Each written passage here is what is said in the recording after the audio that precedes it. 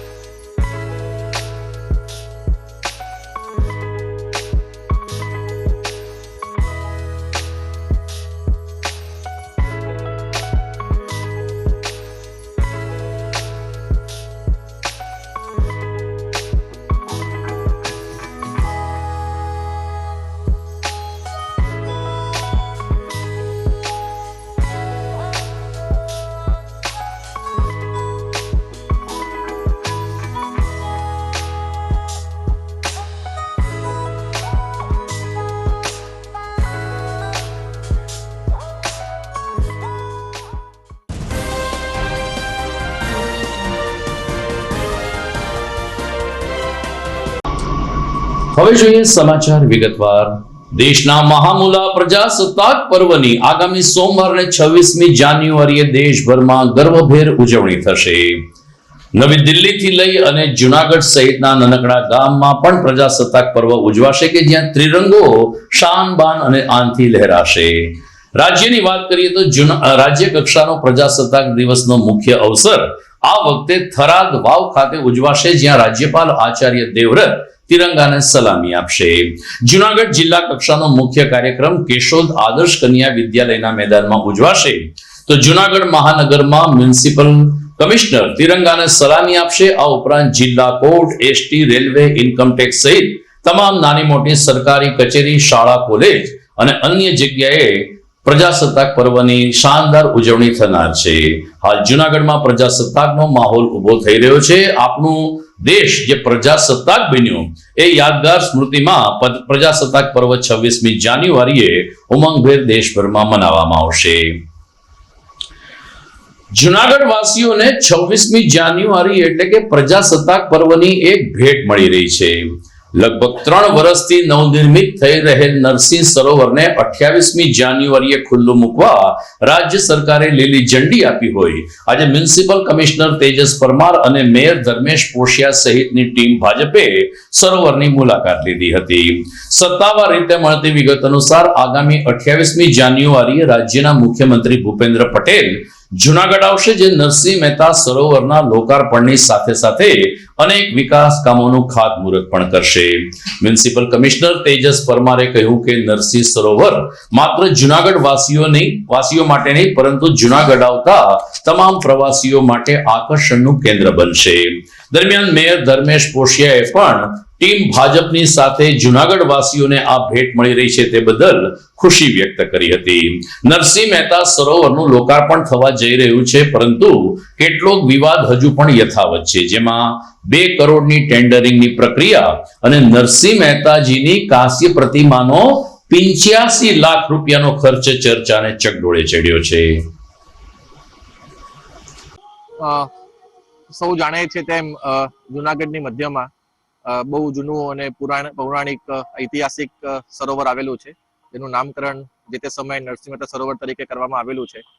તેનો પ્રોજેક્ટ 2022માં મહાનગરપાલિકા દ્વારા તેનું આખું નવીનીકરણ કરવાની કામગીરી શરૂ કરવામાં આવી હતી, જે હવે લગભગ પૂર્ણ થઈ ચૂકી છે અને આગામી 28 તારીખે માનનીય મુખ્યમંત્રી શ્રી ગુજરાત રાજ્ય આનું લોકાર્પણ કરવા માટે આવનાર છે. એટલે એની તૈયારીના ભાગરૂપે આજે અત્રે અમે વિઝિટ કરી હતી અને અહીંયા તળાવની અંદર આપણે જોઈએ તો આખું તળાવની ફરતે એક એમ્બેન્કમેન્ટ બનાવવામાં આવ્યો છે. એમાં 7 જેટલા અલગ અલગ ઘાટ અને વ્યુઇંગ પોઈન્ટ્સ છે, 2 આઇલેન્ડ્સ છે, એક એમ્ફી થિયેટર છે. એ ઉપરાંત પબ્લિક એડ્રેસ સિસ્ટમ જેમાં મ્યુઝિકની વ્યવસ્થા છે, ઉપરાંત પેનિક બટન માટેની વ્યવસ્થા છે, સીસીટીવી કેમેરા પણ છે અને બાકીની જે સુવિધા છે શૌચાલય અને પાણી એ પણ આપણે આમાં રાખેલું છે. એટલે જુનાગઢના નાગરિકો ભવિષ્યમાં આ તળાવ નવીનીકરણ થયા પછી ફરીથી તેનો લાભ લઈ શકશે. એ અત્યારે હાલ ચર્ચા ચાલી રહી છે અને ભવિષ્યમાં એક O&M એજન્સી પણ આપણે રાખીશું, જે અત્યારે હાલ તો આપણે મહાનગરપાલિકા દ્વારા સંચાલન કરવામાં આવશે અને જે પણ એમાં નક્કી થશે એ પછી આગળ આપણે બધાને સૂચિત કરીશું. હાલ જુનાગઢની વચ્ચે આવેલું નરસિંહ મહેતા સરોવર ઘણા સમયથી જુનાગઢની જનતા જેની રાહ જોઈ રહી હતા, તે આવનારી 28 જાન્યુઆરીએ મુખ્યમંત્રી શ્રી ભૂપેન્દ્રભાઈ પટેલના વરદસ્તે ખુલ્લું મૂકવામાં આવશે અને આ લોકો જે ઘણા સમયથી રાહ જોઈ રહ્યા હતા એના માટે અમે અવારનવાર પણ વિઝિટ કરતા કે વહેલી તકે આ કામગીરી પૂર્ણ થાય અને ખુલ્લું મૂકવામાં આવે. તો આજે અમે કોર્પોરેશનના 5 પદાધિકારીઓ, કલેક્ટરશ્રી, ધારાસભ્યશ્રીઓ અને કોર્પોરેશનના અધિકારીઓશ્રીઓ સાથે વિઝિટ કરી અને મોટા ભાગની કામગીરી પૂર્ણ થઈ ગઈ છે અને હવે આવનારી 28 જાન્યુઆરીએ મુખ્યમંત્રી ભૂપેન્દ્રભાઈ પટેલ દ્વારા આનું લોકાર્પણ કરવા જઈ રહ્યા છે. ત્યારે આજે જુનાગઢની જનતાનો ઘણો સમય થયા જેની રાહ જોઈ રહ્યા હતા એનું પૂર્ણ વિરામ. દરમિયાન જુનાગઢમાં ગિરનાર ચોકમાં એટલે કે ગિરનાર રોડ ઉપર વાઘેશ્વરી તળાવનું પણ નવનિર્માણ કાર્ય પૂરજોશમાં ચાલી રહ્યું છે. શહેરીજનોને એકી સાથે 2 તળાવ ભેટમાં મળશે તેમ લાગી રહ્યું છે, પરંતુ અત્યારે મુખ્ય કેન્દ્ર નરસિંહ સરોવરને રાખવામાં આવ્યું છે વાઘેશ્વરી તળાવનું બ્યુટિફિકેશન ક્યાં પહોંચ્યું, ત્યાં કોઈ અધિકારીઓએ મુલાકાત લીધી કે કેમ? 28મીએ સીએમ ભૂપેન્દ્ર દાદા આ તળાવનું પણ લોકાર્પણ કરશે કે કેમ, તે અંગે ભાજપ કે મહાનગરપાલિકા દ્વારા કોઈ સ્પષ્ટતા કરવામાં આવી નથી. ત્યારે જુનાગઢ વાસીઓ ઈચ્છી રહ્યા છે કે નરસિંહ સરોવરની સાથે સાથે વાઘેશ્વર તળાવને પણ લોકો માટે ખુલ્લું મૂકવામાં આવે. મહાશિવરાત્રીનો મેળો આવી રહ્યો છે.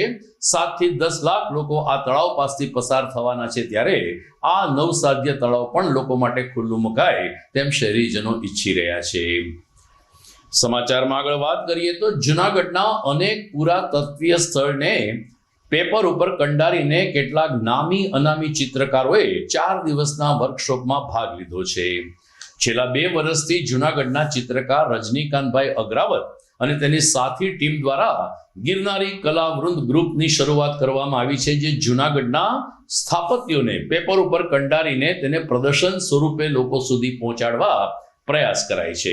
અને માત્ર જુનાગઢ નહીં, સમગ્ર ગુજરાતમાં આ ચિત્રો પહોંચે તો ગુજરાતના લોકો પણ જાણી શકે કે જુનાગઢ કેવું ઐતિહાસિક નગર હતું અને અહીં કેટલા બેનમૂન સ્થાપત્ય આજે પણ ઉપલબ્ધ છે. જુનાગઢમાં સરદાર બાગ ખાતે 25 થી 30 જેટલા ચિત્રકારો અલગ અલગ સ્થાપત્યોને ચિત્ર ઉપર કંડારી રહ્યા છે. શહેર ભાજપ પ્રમુખ ગૌરવ રૂપારેલિયાએ કહ્યું કે આ તમામ ચિત્રોનું પ્રદર્શન આવતીકાલે રૂપાયતન ખાતે યોજાશે, ત્યારે શહેરીજનોએ આ ચિત્ર પ્રદર્શનનો લાભ લેવો જરૂરી બને છે. મારું નામ નવનીત રાઠોડ છે. હું રાજકોટથી આવું છું અને અહીંયા સરદાર બાગમાં આવેલ એક વૃક્ષ સૂકું છે તેનું મેં લાઈવ ડ્રોઈંગ કર્યું છે. અને અહીંયા બીજા બધા ઘણા કલાકાર મિત્રો આવ્યા છે. અલગ અલગ સ્પોટના તેઓ પેઇન્ટિંગ કરે છે અને જુનાગઢની જે વિરાસત છે એ કાગળ ઉપર ડ્રો કરીને એક અનેરો આનંદ મેળવે છે. કેવું લાગે છે તમને જુનાગઢ આવ્યા પછી? જુનાગઢ આવ્યા પછી તો બહુ જ મજા આવી. અલગ અલગ સ્થળોએ મેં ફર્યા અને ત્યાંના ડ્રોઈંગ કર્યા ને અમુક મિત્રો છે એણે તો લાઈવ વોટર કલરમાં લેન્ડસ્કેપ પણ કર્યા છે અને બહુ સરસ કામ કરીએ છીએ આખી ટીમ દ્વારા. જે કેમ્પ છે એ કેમ્પના આયોજકોને પણ અમે અભિનંદન આપીએ છીએ કે અમને અહીંયા બોલાવ્યા અને આ એક કામ કરવાની અમને તક આપી. જુનાગઢમાં ગિરનાર કલા યાત્રિક ગ્રુપ છેલ્લા 3 વર્ષથી કાર્યરત છે અને જુનાગઢમાં 2 સરસ મજાના એક્ઝિબિશનો જુનાગઢના ચિત્રકારોના પણ કર્યા છે, જેની પૂરેપૂરી સફળતા અમને મળી છે. ત્યાર પછી અમે ગયા વર્ષે ફેબ્રુઆરીમાં જુનાગઢમાં એક આર્ટ કેમ્પ કર્યો હતો અને એ આર્ટ કેમ્પમાં અમને 190 એન્ટ્રી આવી હતી. ત્યારે એમાંથી અમે પસંદ કરી અને જુનાગઢમાં 60 કલાકારોને લીધા હતા અને અમારે 60 કલાકારોની કેપેસિટી આશ્રમની હતી, એટલા માટે બાકીના કલાકારોને અમે નેક્સ્ટ યર બોલાવવાની પ્રયત્ન કર્યો હતો અને એ 3 દિવસનો અમારો કેમ્પ એકદમ સફળ રહ્યો હતો. આ વખતે જાન્યુઆરીમાં અમે કેમ્પ કરવાનું વિચાર્યું, કારણ કે ફેબ્રુઆરીમાં શિવરાત્રીનો માહોલ હોય છે, તો જે આઉટડોરમાં કામ કરવામાં કલાકારોને કોઈ મુશ્કેલી ન પડે એટલા માટે અમે જાન્યુઆરીની આ 22 થી 25 તારીખ પસંદ કરી છે અને 4 દિવસનો અમે કેમ્પ કર્યો છે. આમાં અમે ગુજરાતના કલાકારોને ઇન્વાઇટ કર્યા છે, તો ઘણી બધી એન્ટ્રીઓ મારી પાસે આવી ગઈ હતી અને આ બધી એન્ટ્રીઓને અમે પસંદ કરી અને એમાંથી જે પ્રસિદ્ધ ચિત્રકારો છે એ બધા ચિત્રકારોને અમે બોલાવી અને જુનાગઢના મોન્યુમેન્ટ અને જુનાગઢનો ગિરનાર ને પોતાના શૈલીમાં આ લોકોએ ચિત્રીકરણ કર્યા છે. અને આ બધા ચિત્રોનું કલેક્શન અમે આવતીકાલે 25 તારીખે શિવનિકેતન રૂપાયતન રોડ ઉપર એક્ઝિબિશન કરવાના છીએ અને 3 થી 5 જુનાગઢની કલા રસિક જનતાને જોવા માટે અમે પ્રદર્શન કરવાના છીએ. ત્યાર પછી સમાપનનો કાર્યક્રમ છે અને દરેક કલાકારો 4 દિવસ જુનાગઢને જે કામ કર્યું છે તે પોતાની કલાકૃતિને અમે કલાકારોને અર્પણ કરી અને બધાને વિદાય કરવાના છીએ. જુનાગઢમાંથી અંદાજે 100 થી 150 જેટલા સારામાં સારા કલાકારો, ચિત્રકારો ઉપસ્થિત છે. સાથે સાથે આખા ગુજરાતમાંથી જુનાગઢની તમામ હેરિટેજ બિલ્ડિંગ જે તે સ્થળ ઉપર જઈ, જે તે સ્થળ ઉપરથી એનું લાઈવ વિઝ્યુઅલ્સ લઈ અને ત્યાં બેસીને જ પેઇન્ટિંગ કરવું. છેલ્લા 3 દિવસથી આ એક મહા અભિયાન જુનાગઢમાં રજનીભાઈ અગ્રાવત દ્વારા જે ગિરનાર કલા ગ્રુપ ચાલુ છે એમના દ્વારા કરવામાં આવી રહ્યું છે. ખૂબ ખૂબ અભિનંદનને પાત્ર છે અને જુનાગઢ માટે ગર્વની વાત કહી શકાય કે જુનાગઢની તમામ હેરિટેજ બિલ્ડિંગોને આ ભાઈ જયપુરથી આવ્યા છે, એક ભાઈ અમદાવાદથી છે, એક ભાઈ રાજકોટથી છે, અલગ અલગ પોતાના જગ્યા ઉપરથી આવી અને પોતાનું સંસ્કૃતિ પ્રત્યે, પોતાની કલા પ્રત્યે અને પોતાના જુનાગઢની હેરિટેજ બિલ્ડિંગો કઈ રીતે લોકો સુધી પહોંચે એના માટેનો એક સફળ અને સુંદર પ્રયાસ ચાલી રહ્યો છે. ત્યારે આ અભ્યાસને પણ પ્રોત્સાહન દેવા માટે આવતીકાલે રવિવારે 25 તારીખે સાંજે 4 વાગે રૂપાયતન મુકામે તમામનું એક્ઝિબિશન પણ રાખેલું છે. તો આ તમામ રસિક પ્રેમી અને ચિત્રકારોને પણ આપણે બિરદાવવા જુનાગઢની લોકોએ જવું જોઈએ. દર્શક મિત્રો, સમાચારમાં સમય થઈ ગયો છે એક વિરામનો.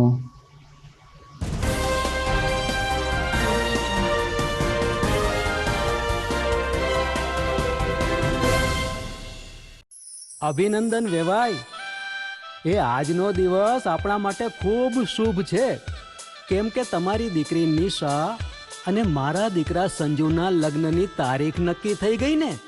હાજી હાજી પપ્પા, લગ્નની તારીખ તો નક્કી થઈ ગઈ, પણ લગ્ન માટેની જ્વેલરીઓ? સંજુ બેટા, તારા દાદાજીના વખતથી ચોકસી હીરાલાલ મકનજીની જૂની પેઢી છે ને, એની સાથે આપણો વર્ષો જૂનો ઘરોબો છે, જે અત્યારે જય ભવાની જ્વેલર્સના નામે ફેમસ છે બેટા.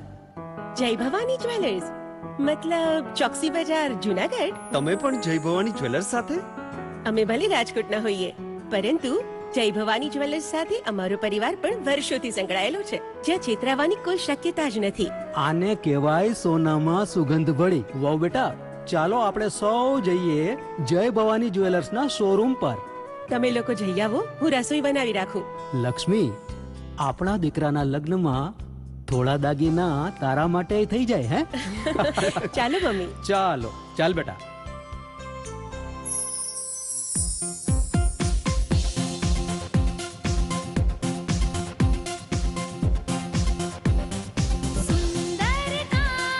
વ્યાજબી દામ, એક જ નામ, જય ભવાની જ્વેલર્સ. તહેવાર વ્યવહાર, બંગડી વીટી હાર, ડિઝાઇન અપાર, જય ભવાની જ્વેલર્સ, જય ભવાની જ્વેલર્સ. એક્સક્લુઝિવ દાગીના ખરીદવા માટે વિશ્વાસપાત્ર એક જ નામ, જય ભવાની જ્વેલર્સ, ચોકસી બજાર, Junagadh.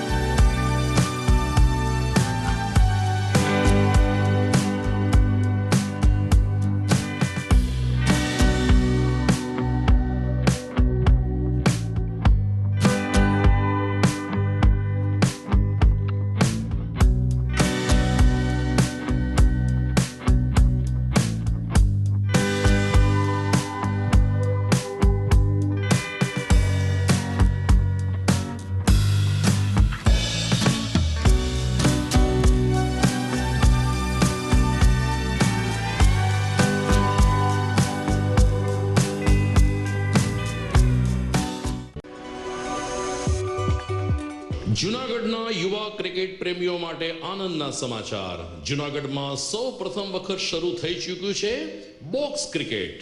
The fun Leo resorts and ક્લબના ભવ્ય ટેરેસ ઉપર બોક્સ ક્રિકેટ.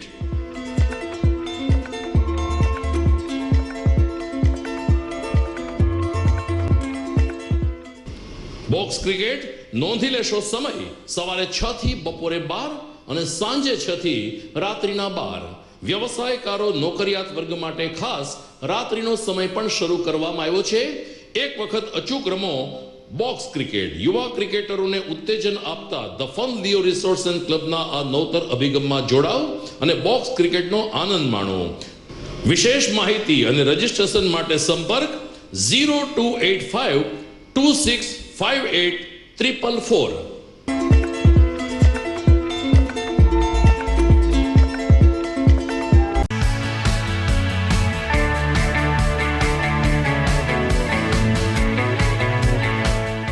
છે ને એકદમ જોરદાર ફૂલેલા દડા જેવી પૂરી અને ચટપટું ઘર જેવું જ શાક. આજે તમને મુલાકાત કરાવું ઝાંઝરડા રોડ ઉપર આવેલી મોડર્ન પૂરી શાકની. અહીંયા સવારમાં 9 થી લઈને સાંજે 10 વાગ્યા સુધી એકદમ એવન ટેસ્ટમાં લોકોને પ્રેમથી પૂરી શાક ખવડાવવામાં આવે છે. શાકમાં તમને 3 ઓપ્શન મળી રહેશે, તેમજ દરરોજ અલગ અલગ ઓપ્શન હશે, અને જોડે જોડે તમારી સામે જ લાઈવ ગરમા ગરમ ફૂલેલા દડા જેવી પૂરી તમારી ડીશમાં આવે પછી જીભ થોડી હાથ મારીએ બોસ. જોડે પાપડ, સલાડ, છાશ, દહીં, શ્રીખંડ પણ મળી જશે. તેમજ શિયાળાના લીધે ઓળો અને રોટલો પણ અહીં મળી જશે. તો પછી બોસ જરૂરથી પહોંચી જ જજો.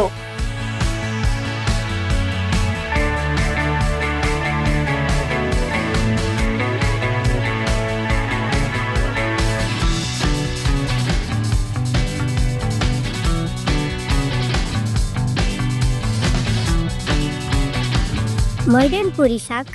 એડ્રેસ સિદ્ધનાથ મહાદેવ મંદિરની આગળ, બાબા કોમ્પ્લેક્સ સામે, Chanchuda road, Junagadh. Mobile number 9979384445.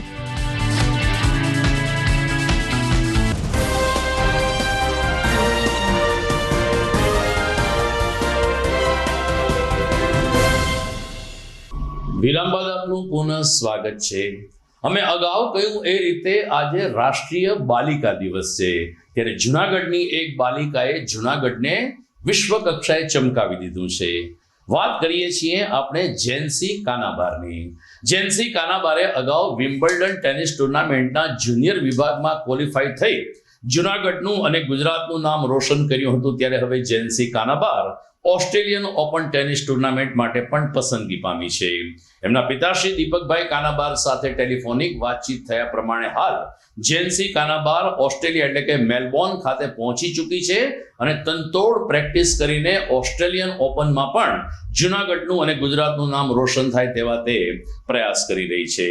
Gen Z Kanabar માત્ર 3 વર્ષની હતી ત્યારથી એને ટેનિસ પ્રત્યે લગાવ હતો અને આજે 14 વર્ષની ઉંમરે જેન્સી કાનાબારે વિમ્બલ્ડન જુનિયર સ્પર્ધામાં ભાગ લીધો છે અને હવે તે ઓસ્ટ્રેલિયન ઓપન સુધી પહોંચી છે. તેમના પિતાશ્રી કે જે તેના કોચ તરીકે પણ કાર્યરત છે તે દીપક કાનાબારે કહ્યું કે વાડીથી લઈ અને ગ્રાન્ડ સ્લેમ સુધી પહોંચવાનું અમારું સ્વપ્ન પૂર્ણ થઈ રહ્યું છે.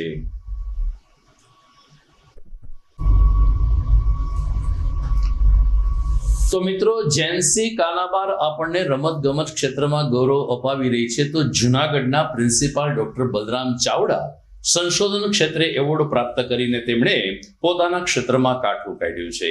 ડોક્ટર સુભાષ મહિલા કોલેજના પ્રિન્સિપાલ ડોક્ટર બલરામ ચાવડાને આગામી કાગ એવોર્ડમાં સંશોધન ક્ષેત્રે એવોર્ડ આપવા માટેની પસંદગી થઈ છે. કાગ એવોર્ડના 25 વર્ષ પૂરા થવા જઈ રહ્યા છે, ત્યારે આગામી 21મી ફેબ્રુઆરીએ કથાકાર મોરારી બાપુની ઉપસ્થિતિમાં કાગ એવોર્ડ સન્માન સમારંભ યોજાશે, જેમાં પ્રિન્સિપાલ ડોક્ટર બલરામ ચાવડાને આ એવોર્ડથી સન્માનિત કરાશે. આ અંગે અલ્તાફ કુરેશી સાથેની વાતચીતના અંશો છે અહીં પ્રસ્તુત. આપણે પહેલા તો એમને અભિનંદન આપીએ. સાહેબ, અમારી આખી ટીમ તમને અભિનંદન પાઠવે છે. સરજી, સર્વપ્રથમ આપને આ જ્યારે એવોર્ડ મળ્યો, જાહેર થયો કાગ એવોર્ડ, ત્યારે આપને સર્વપ્રથમ શું વિચાર થયો? સ્વાભાવિક રીતે કવિશ્રી કાગનું નામ સાહિત્ય જગતમાં ઉચ્ચ શૃંગે બિરાજે છે.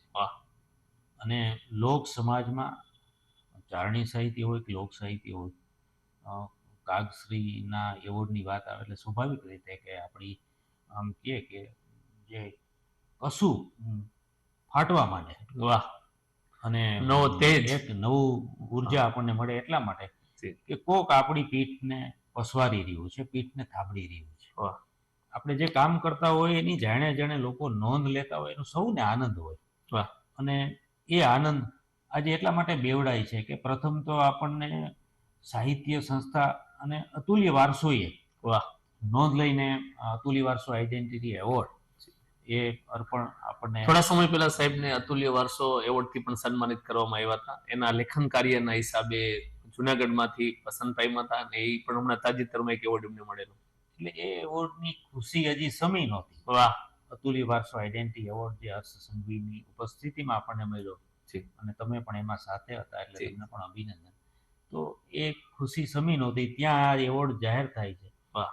તો ત્યારે આનંદ તો થાય, એ સ્વાભાવિક જ છે કે ભાઈ આપણને આવી કદર થાય છે. અને પછી પીએચડી મેં ચારણી સાહિત્યમાં કર્યું. જેવું પીએચડી ચારણી સાહિત્યમાં કર્યું એટલે ચારણ વિદ્વાનોએ એની નોંધ ખૂબ લીધી. વાહ! અને પીએચડી હતું જામનગરના રાજા વજમાલજી મેળ ઉપર, જેમણે જામનગર રાજ્યનો સાહિત્યિક ઇતિહાસ લખ્યો વિભા વિલાસ તરીકે. એટલે જામનગરની આખી જે રાજ કરતી પેઢી હતી, જામ રાવલ થી માંડી અને જામ રણજીત સુધી, જેમના નામે રણજી ટ્રોફી રમાય છે, રણજી ટ્રોફી રમાય છે, ત્યાં સુધીનો આખો ઇતિહાસ એમણે સાહિત્યમાં કંડાર્યો. જે સરસ્વતી પુત્રો જેમને કહો છો, એ જયારે તમારું સન્માન કરે છે તો ત્યારે તમારી જવાબદારી તો વધે જ છે. કામ કરવાનું, તમારે આગળ વધવાની પ્રેરણા તો મળે જ છે. પણ એનો આનંદ એટલા માટે બેવડાય છે. મેઘાણી જયારે ચારણોની સભામાં બોલ્યા ત્યારે એમ કીધું, હું તો ચારણોનો ટપાલી છું. ઓહો!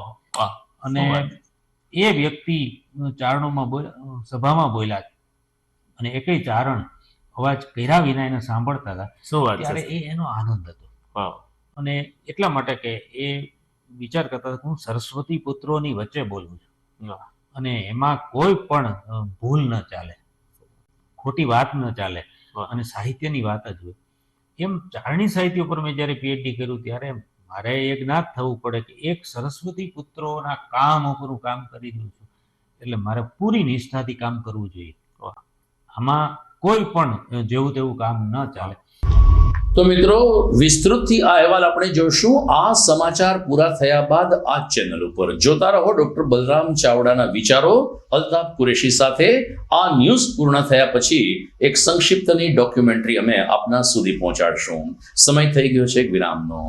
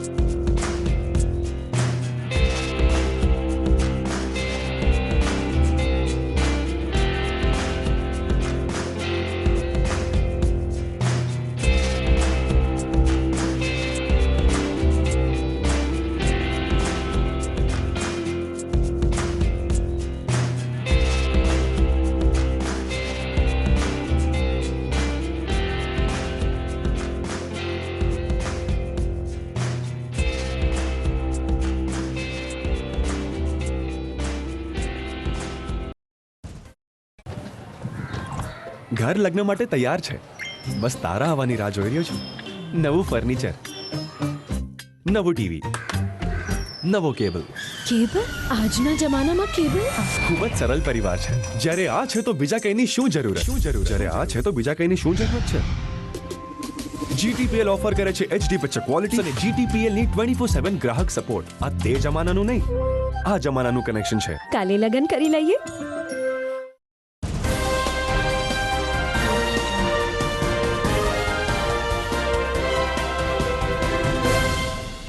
વિરામ બાદ આપનું પુનઃ સ્વાગત છે.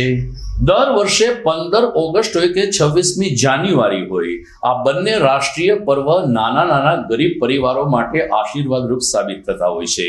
કારણ કે આ બંને દિવસની 3 દિવસ કે 4 દિવસ અગાઉ શહેરના માર્ગો ઉપર નાના મોટા તિરંગાઓ વેચાણ થાય છે અને આ તિરંગાનું વેચાણ કરીને ગરીબ પરિવારો ગુજરાન ચલાવતા હોય છે. જુનાગઢમાં અત્યારે મુખ્ય માર્ગ ઉપર તિરંગાઓનું વેચાણ શરૂ થયું છે. હવે આધુનિક ટેકનોલોજીની સાથે માત્ર તિરંગા શોપીસ પૂરતા ન રહેતા 2 વ્હીલ કે 4 વ્હીલમાં પણ તિરંગા લગાવી શકીએ તેવા આકર્ષક તિરંગા બનાવવામાં આવે છે. આપણા આ 3 કલર દરેક ભારતીયનું સન્માન સમાન છે. ત્યારે આઝાદ ચોકમાં પાલનપુરથી તિરંગા વેચવા આવેલ અમરભાઈએ કહ્યું કે અહીં અમને 3 દિવસમાં સારી એવી કમાણી થાય છે. 15 ઓગસ્ટ હોય કે 26મી જાન્યુઆરી હોય, અમારા ઘરના ચૂલા જલતા રહે તે માટે આ બંને રાષ્ટ્રીય તહેવારો અમારા જેવા ગરીબ પરિવાર માટે પૂરતા હોય છે. મારું નામ અમરભાઈ છે. હું પાલીતાણાથી અહીંયા જુનાગઢમાં આઝાદ ચોકે ધંધો કરવા આવું છું.